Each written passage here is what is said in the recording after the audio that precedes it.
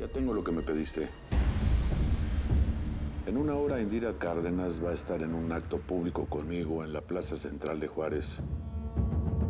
Un lugar bien expuesto, como para que una bala perdida le cruce la cabeza, ¿no crees?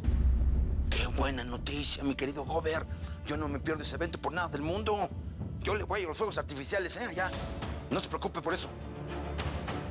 Oscar, prepárate para salir en media hora con los hombres, Tenemos una fiesta que atender. Órale, órale, órale. ¿Qué onda con el bautizo de mi Belinda? ¿Podemos seguir o qué ching? Yo no creo en estas madres, A mí nunca me bautizaron y miren lo bien que salí. Ya. Me toca hacer la versión corta, padre, En una hora vamos a tener a la morra, a la migra ahí en la Plaza Central de Juárez. Y vamos a aprovechar para darle cuello. Yo estoy un poco indispuesto, Indio, la verdad. Saca una chaqueta mental y saca fuerzas de no sé dónde, En este negocio no hay tiempo ni para tomar café. Toma esto como una confesión por adelantado, padre, así que no pueden andar repitiéndolo por ahí, Órale, la versión corta. En el nombre del Padre, del Hijo y del Espíritu Santo. Amén. Una versión demasiado corta. Ya, Belinda. ¿Qué pasó? ¿Qué pasó? Mil gracias por seguirnos en YouTube.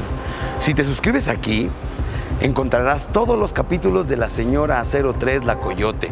También puedes visitar telemundo.com, donde encontrarás todos los capítulos de esta superserie.